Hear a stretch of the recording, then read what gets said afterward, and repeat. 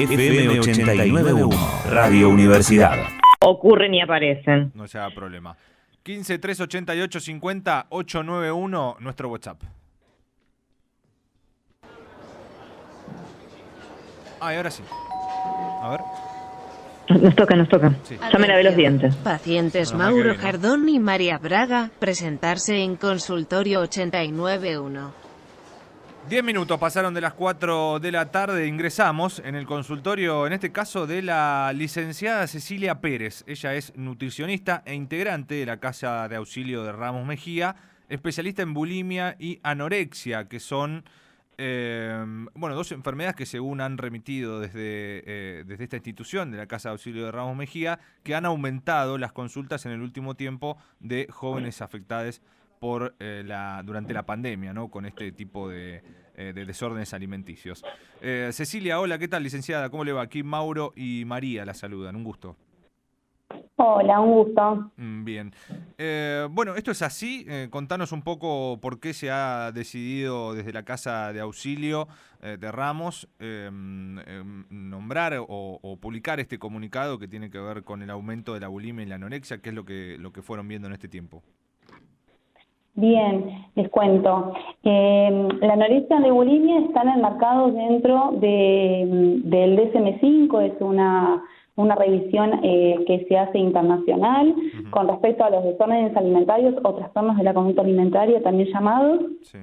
En realidad reúnen muchos de los desórdenes, los más comunes y los que vimos que más se vieron afectados también a raíz de la pandemia, por supuesto, son anorexia y bulimia nerviosa, y estos en realidad los trastornos alimentarios tienen que ver son trastornos de base psicológica, mentales, ¿sí? Y que repercuten siempre en la alimentación, por eso es que como nutricionistas debemos capacitarnos y trabajar en conjunto, en trabajo interdisciplinarios, ¿verdad?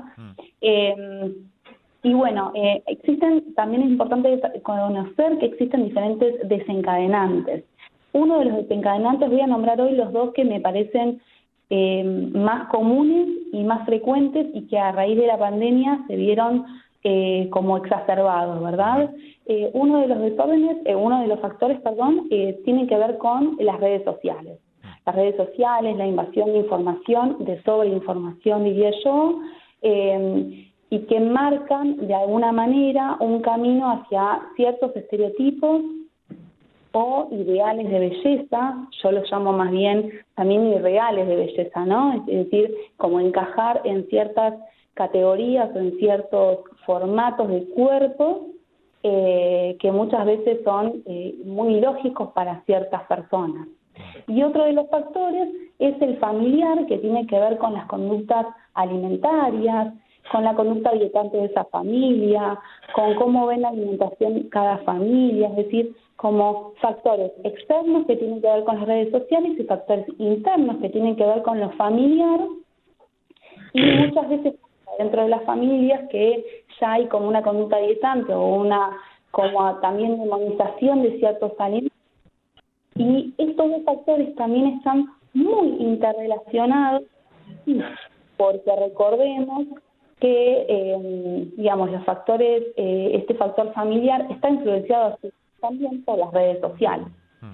Sí, seguro, y teniendo en cuenta lo que decíamos al principio, ¿no? El contexto de pandemia, que exacerbó el consumo de redes sociales, de internet en general, y también la reclusión a la familia, que vos decís también hay ese componente de la cultura del consumo familiar, ¿no? Que se han exacerbado en este tiempo. Creo que eso, lo que hablás vos de esta...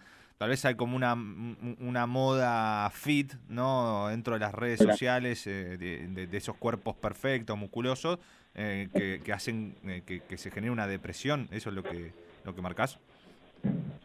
Sí, son varios puntos, y que, como vos decías, esto de también dentro de la red familiar, la pandemia hizo que todos estemos encerrados, conviviendo juntos, y se vieran cosas que quizás antes no se pudieron ver.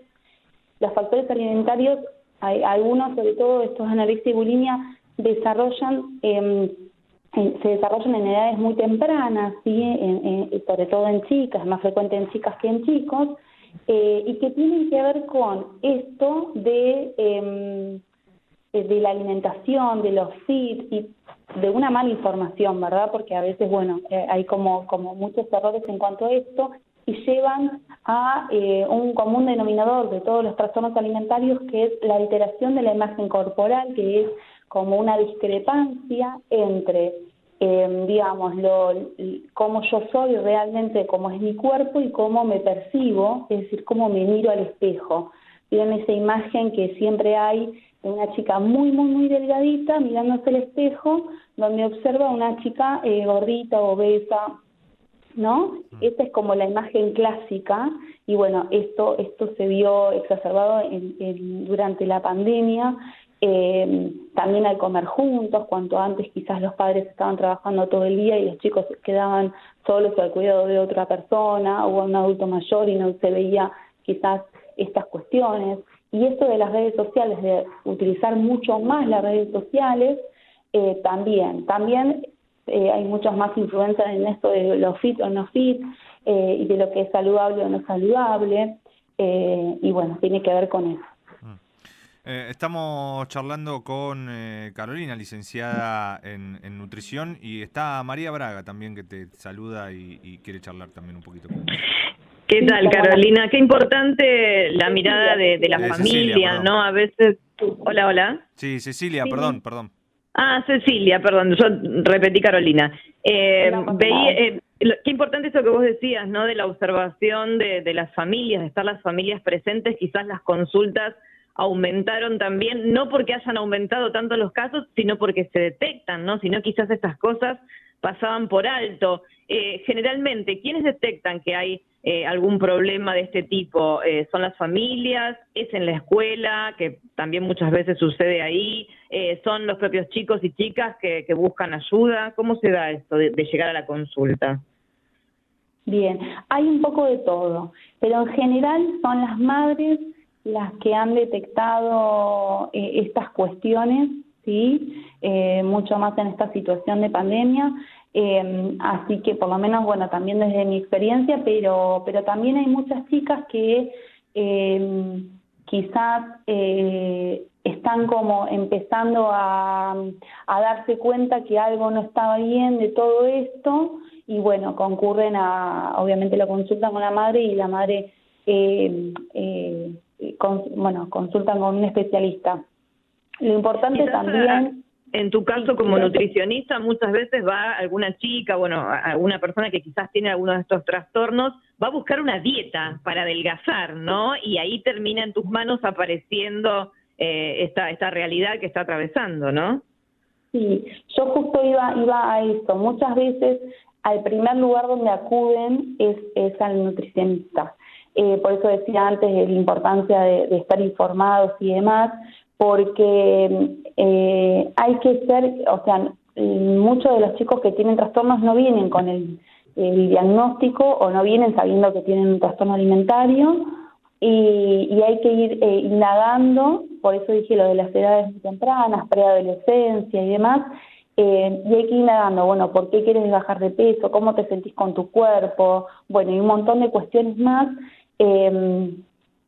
Y entonces ahí es donde se logra como un diagnóstico, y es importante, ¿no?, la derivación para psicología y demás, pero estar como atentos a todos estos factores y a cómo es la alimentación y a por qué realmente desean bajar de peso o concurren a nutrición. En general concurren con sentimientos como de mucha culpa, que es una característica muy importante de estos desórdenes, como con culpa por haber comido, culpa por tener un rollito o lo que fuera, ¿no? Me voy tirando cosas que en los consultorios se escucha mucho la alimentación vegetariana, que se utiliza mucho como una dieta para bajar de peso.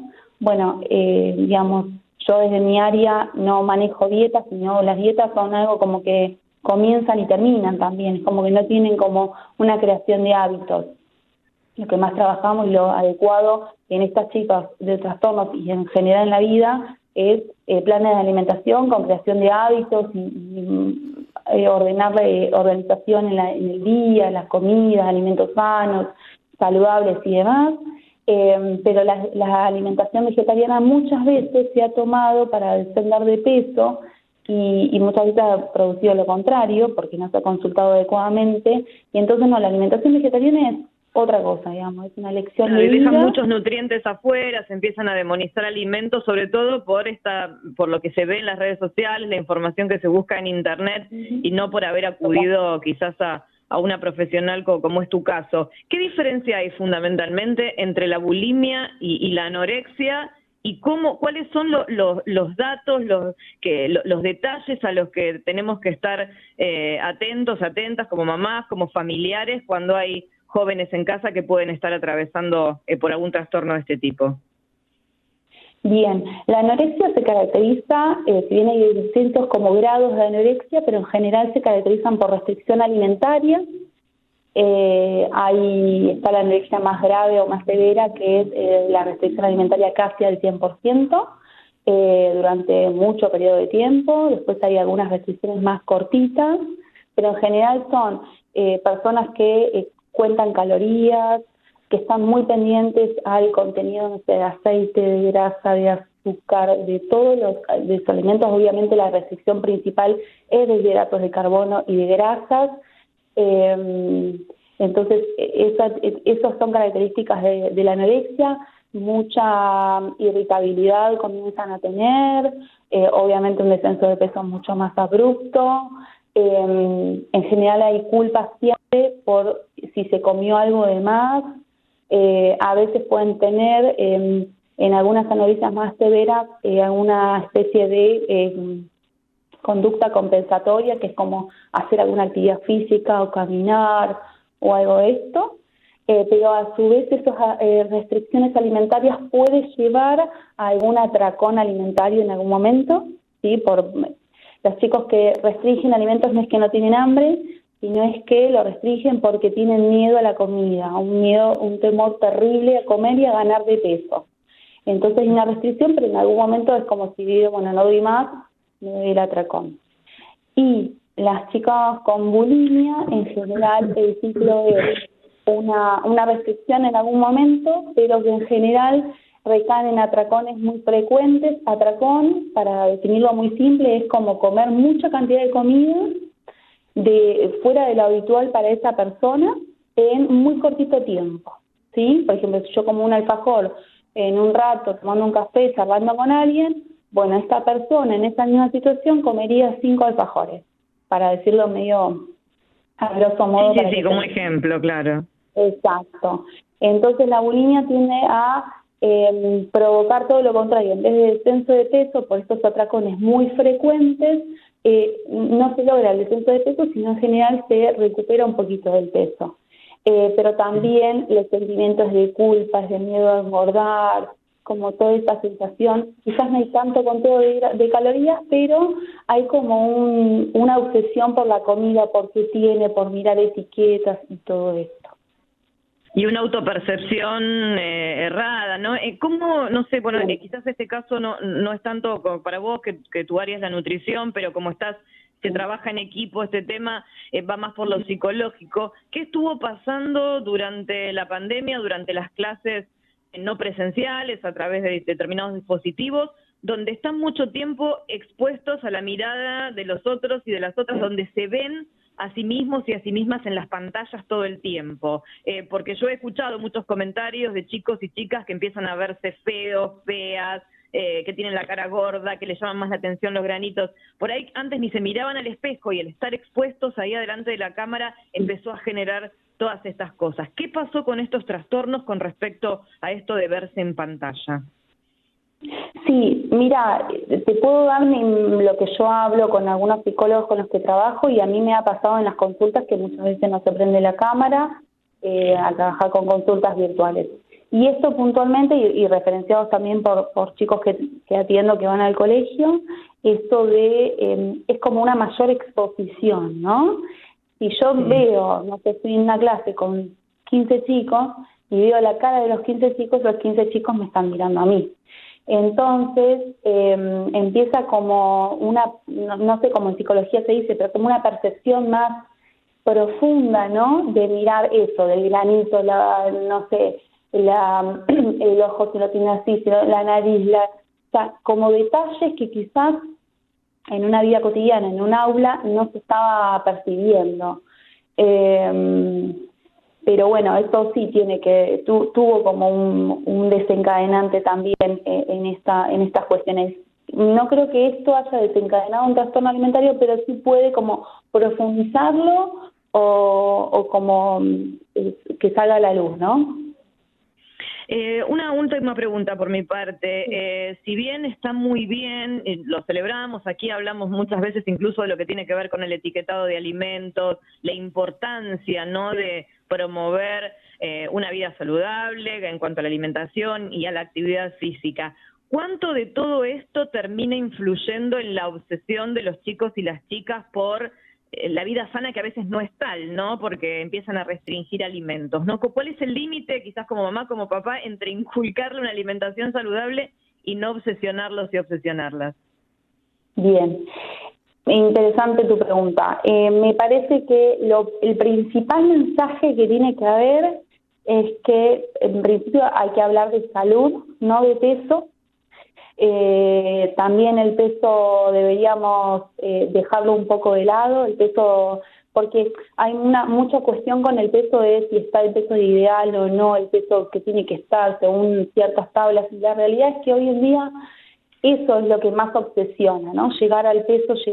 Entonces deberíamos pensar en salud, en variedad de alimentos, en nutrientes, y deberíamos pensar desde ahí. Para eso, una cosa es el etiquetado, que ahora te voy a responder sobre eso, pero con respecto puntualmente a estos chicos y de la alimentación, deberíamos apuntar a esto, a que a validar, ¿no? Validar el cuerpo que cada uno tenga, a no querer encajar en ciertas categorías o en ciertos grupos o de lo que fuera, porque sí o sí tengo que bajar tantos pesos, o no soy rubia o no soy moreta o lo que fuera. Entonces deberíamos validar como padres, como hermanos, como tíos, como lo que fuera, nutricionista en mi caso, el cuerpo que cada uno tenga y buscar el peso al que uno se sienta saludable, y obviamente con todos los chequeos médicos correspondientes, pero no llegar a un peso forzosamente porque sí, y a veces faltando nutrientes y a veces provocando todos estos mensajes erróneos. Acompañar en el proceso, lo importante siempre es esto, como no juzgar, validar, acompañar, charlar, que esas influencias que yo recibo de la tele, de las redes sociales o de quien sea que esté mirando, bueno, leí esto, escuché esto, ¿por qué? ¿Qué pasó? ¿No? Como en familia charlarlo. Claro. Y en cuanto al etiquetado, el etiquetado es, estamos a favor porque creo que toda herramienta bien utilizada es una buena herramienta, y la herramienta mal utilizada es una mala herramienta. El etiquetado lo que implicaría es hacernos saber qué tiene ese alimento, porque muchas veces hay una mala información desde el etiquetado mismo, o viste cuando escriben información nutricional muy chiquitito, que es casi que no se puede leer. Bueno, lo que queremos es esto tiene grasa, esto tiene sal, tiene azúcar. No es que no lo podemos comer, lo podemos consumir, pero en determinada cantidad, en determinada situación, y lo que fuera. Y depende de cada situación, de salud de cada uno. Pero lo importante Perfecto. Es información clara y legible. Sí, obvio, sobre todo para también los que no entendemos demasiado, que diga, no con Exacto. nombres extraños y muy chiquititos que no se puede ver, que es imposible. Sí. Cierro con esto. Muchas veces yo tengo muchos pacientes que tienen esta técnica de contar calorías y cuentan mal, porque como no saben, obviamente, se cuentan mal. Entonces tiene 100 calorías, pero 100 calorías ¿de qué? De grasa, ¿no? De la manteca, claro. Grasa de frutos secos, que no es la misma grasa de la manteca. Claro. Tiene azúcar, pero ¿qué tipo de azúcar? ¿De una fruta o del azúcar de mesa? Son diferentes. Entonces para esto también podría servir, pero todo con una buena información y con un buen lineamiento de salud. Lo último, Cecilia, tengo aquí una pregunta de un oyente que nos envía. Dice, ¿qué pasa con la comida como premio? Y pone como ejemplo, si te portás bien, te llevo a McDonald's, te compro golosinas. Sí. Bueno, yo no, a ver, eso se usaba mucho, se usa mucho hoy, se usa siempre, cuando yo era chiquita también se usaba. La realidad es que con todo esto no estamos, por lo menos yo particularmente no estoy a favor, no me parece un buen camino. Yo diría, mira qué cambio. Utilizaría otras técnicas para que el chico haga la tarea o se porte bien o lo que fuera, o se bañe, no sé, lo que fuera, y le diría, bueno, el fin de semana, ¿no? O en tu cumpleaños, ¿no? Comemos, no sé, la hamburguesa que te guste, y la vamos y la disfrutamos, porque si no queda como la connotación que uno le dé a la comida también es muy importante para el día de mañana. Pues si yo siempre voy a comer la hamburguesa cuando me retaron o para que no me reten, ¿no? Voy a hacerlo más seguido. Entonces voy a comer hamburguesas más seguido. O al revés, te saco la hamburguesa porque te portaste mal. Entonces claro, eso para empieza mí a aparecer como la comida como compensación, ¿no? De algo, de alguna falta. Y no como gusto o placer. Claro. El comer es un placer. Entonces tenemos que, como yo le digo a mis pacientes, no van a comer una lechuga si no les gusta, pero tampoco coman todos los días chocolate porque les gusta. Entonces, veamos qué cantidad y qué proporción y qué alimentos podemos comer, pero que sea placentero, porque sentarme a comer angustiada, triste o con un plato que no me llama la atención y que no me gusta, la realidad es que no me va a generar mucho placer comer. Entonces, esto es importante encuadrarlo en esto, en salud, placer, disfrute y no demonizar alimentos. Genial, Cecilia, quedó clarísimo. Te agradecemos mucho por este ratito aquí con nosotros. Muchas gracias a ustedes por la invitación. Un beso grande. Ahí estaba la licenciada Cecilia Pérez, nutricionista, integrante de la Casa de Auxilio de Ramos, especialista en bulimia y anorexia, respondiendo todas las dudas aquí acerca de estas dos cuestiones que han crecido según este estudio, por lo menos en cuanto a consultas durante la pandemia en el último año. Así que importante para detectar, ¿no? Sobre todo lo que estuvimos charlando, detectar algunos de estos comportamientos que decía Cecilia y estar siempre presentes. 32 minutos de las 4 de la tarde. Mari, ¿algo para agregar? No, sí, simplemente que a veces no solamente tenemos que prestar atención a lo que pasa con nuestros hijos y nuestras hijas, sino también a nuestras propias conductas, ¿no? Como esto que explicaba ella recién, de a veces usar la comida como premio, genera esta sensación de compensación, que después cuando sos más grande decís, bueno, me porté bien, me esforcé toda la semana en estudiar, en trabajar, me doy una panzada de comida, ¿no? Termina en la adultez significando eso, ¿no? Qué importante. Ahora sí, hacemos la tanda, 15 388 5891 en nuestro WhatsApp. Tenemos un rato más de aquí a las 5 de la tarde en Lo que Mueve. Es el segundo año de pandemia. Y mientras las vacunas llegan, la segunda ola ya está acá. Desde la Universidad Nacional de La Matanza